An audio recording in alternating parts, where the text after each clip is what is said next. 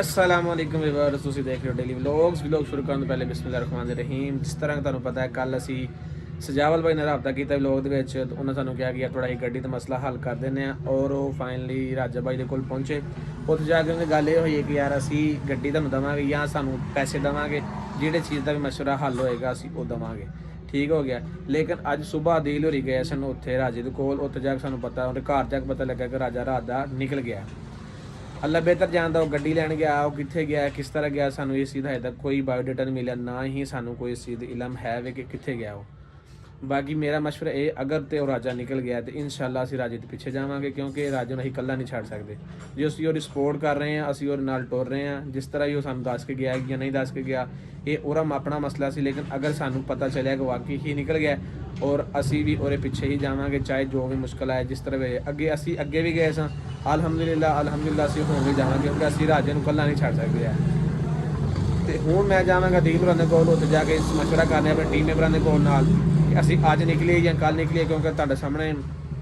ਅੱਗੇ ਤਾਂ ਮੋਟਰਸਾਈਕਲ ਆਇਆ ਸੀ, ਅਸੀਂ ਦਸਤੀ ਮਤਲਬ ਕਿੱਕ ਮਾਰੀ ਤੇ ਨਿਕਲ ਗਏ। ਲੇਕਿਨ ਹੁਣ ਉਹ ਸੈਟਅਪ ਨਹੀਂ ਹੈ ਕੋਲ, ਇਸ ਲਈ ਇਹ ਕਰਕੇ ਹੁਣ ਜਾਂ ਸਾਨੂੰ ਬੱਸ 'ਤੇ ਜਾਣਾ ਪੈਣਾ ਜਾਂ ਕਿਸੇ ਮਤਲਬ ਜਿਹੜੀ ਸ਼ਾਇਦ ਵੀ ਜਾਂ ਕੋਈ ਐਮਰਜੈਂਸੀ ਗੱਡੀ ਕਰਾਉਣੀ ਪੈਣੀ ਹੈ, ਜਿਸ ਤਰ੍ਹਾਂ ਵੀ ਨਿਕਲਣਾ ਪੈਣਾ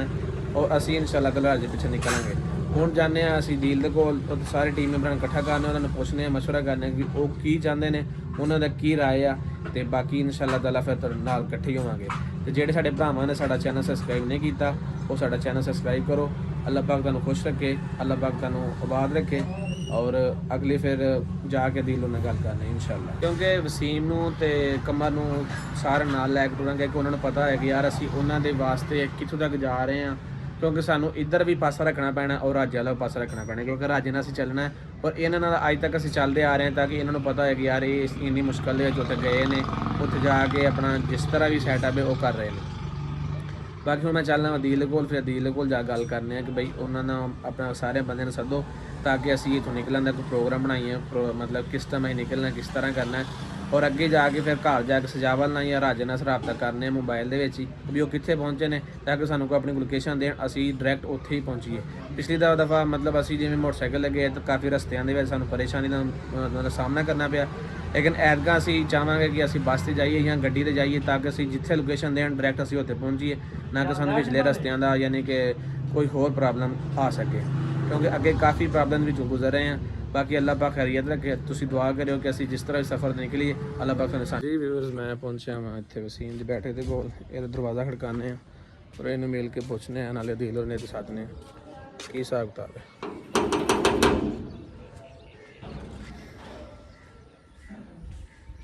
ਕਿਉਂਕਿ ਬਈ ਯਾਰ ਹੁਣ ਜ਼ਾਰੀ ਗੱਲ ਹੈ, ਸਾਡਾ ਵੀ ਜਾਣਾ ਤੇ ਉਹ ਸਹੀ ਨਹੀਂ ਹੈ। ਵਾਲੇਕੁਮ ਸਲਾਮ ਜੀ, ਸਭ ਖੈਰ, ਆਜੋ। ਕਿੱਥੇ ਦੀਲ ਹੋ ਰਹੀ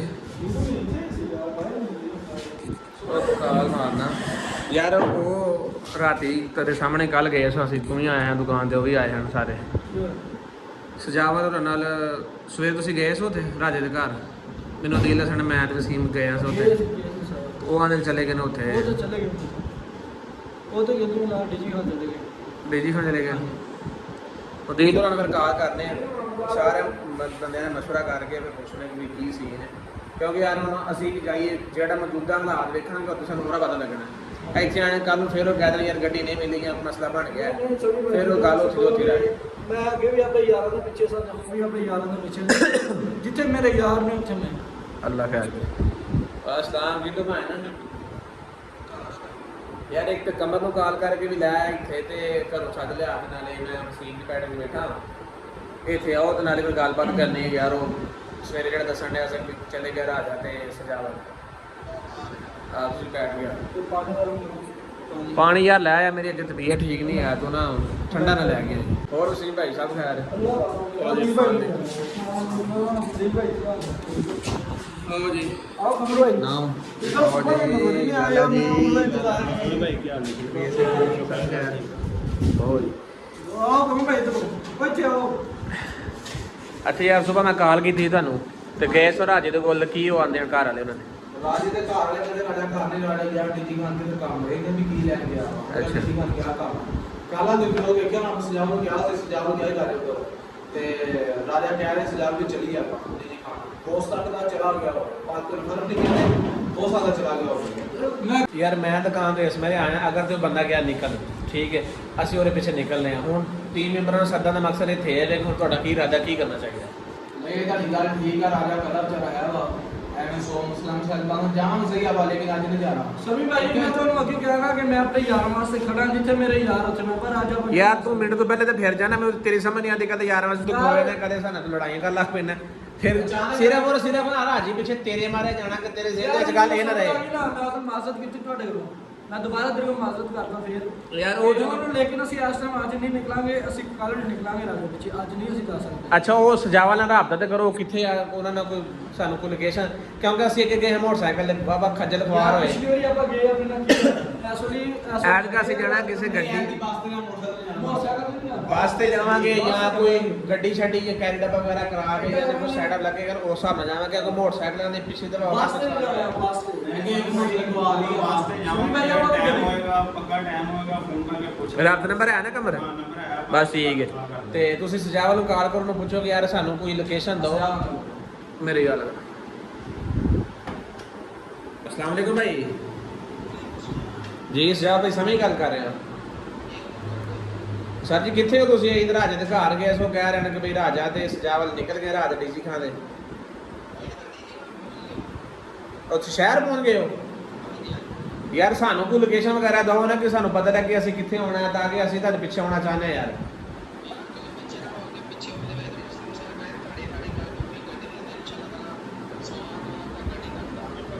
ਯਾਰ ਤੁਸੀਂ ਮਿਹਰਬਾਨੀ ਕਰੋ ਮੇਰੀ ਗੱਲ ਸੁਣੋ ਵਸੀਮ ਫਿਰ ਤੈਨੂੰ ਪਤਾ ਉਹ ਜਜ਼ਬਾਤੀ ਸਾਰੇ ਹੋ ਜਾਂਦੇ ਨੇ ਇਹਨਾਂ ਨੂੰ ਪਤਾ ਹੈ ਵੀ ਪਿੱਛੇ ਟੁਰੇ ਨੇ ਔਰ ਅੱਲਾ ਤੇ ਸ਼ੁਕਰ ਹੈ ਗੱਡੀ ਲੱਭ ਗਈ ਕਿਉਂਕਿ ਹੁਣ ਅਸੀਂ ਇਹ ਚੀਜ਼ ਤੋਂ ਵਾਪਸ ਨਹੀਂ ਆਣਾ ਕਿ ਵੀ ਗੱਡੀ ਨਹੀਂ ਲੈ ਕੇ ਆਉਣੀ ਗੱਡੀ ਦਾ ਕੋਈ ਨਾ ਕੋਈ ਹੱਲ ਕਰਕੇ ਆਵਾਂਗੇ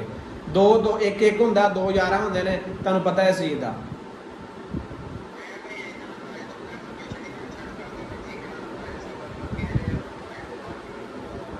ਤੁਸੀਂ ਮਿਹਰਬਾਨੀ ਕਰੋ ਸਾਨੂੰ ਲੋਕੇਸ਼ਨ ਸੈਂਡ ਕਰੋ ਤਾਂ ਕਿ ਅਸੀਂ ਆਪਣਾ ਅੱਜ ਤੇ ਅਸੀਂ ਰਵਾਨਾ ਨਹੀਂ ਹੋਵਾਂਗੇ ਕਿਉਂਕਿ ਥੋੜਾ ਜਿਹਾ ਕੰਮ ਹੈ ਸਾਨੂੰ ਤੇ ਕੱਲ ਇਨਸ਼ਾਅੱਲਾ ਤਾਲਾ ਫਸਟ ਟਾਈਮ ਬਫਜ਼ਲੇ ਖੁਦਾ ਅਸੀਂ ਨਿਕਲ ਆਵਾਂਗੇ ਤੁਸੀਂ ਜਿਵੇਂ ਹੁੰਦੇ ਨਾ ਤੁਸੀਂ ਮੇਰਾ ਵੀਰ ਸਾਨੂੰ ਲੋਕੇਸ਼ਨ ਸੈਂਡ ਕਰ ਦਿਓ ਤੁਹਾਡੀ ਮਿਹਰਬਾਨੀ ਕਿਉਂਕਿ ਅਸੀਂ ਇਹ ਨਹੀਂ ਚਾਹੁੰਦੇ ਕਿ ਯਾਰ ਤੁਸੀਂ ਸਾਡੇ ਇਕੱਲੇ ਜਾਓ ਕਿਉਂਕਿ ਤੁਸੀਂ ਸਾਡੇ ਕੰਮ ਵਾਸਤੇ ਗਏ ਮੰਨਿਆ ਕਿ ਚਲੋ ਤੁਸੀਂ ਗੱਡੀ ਦੇਣੀ ਹੈ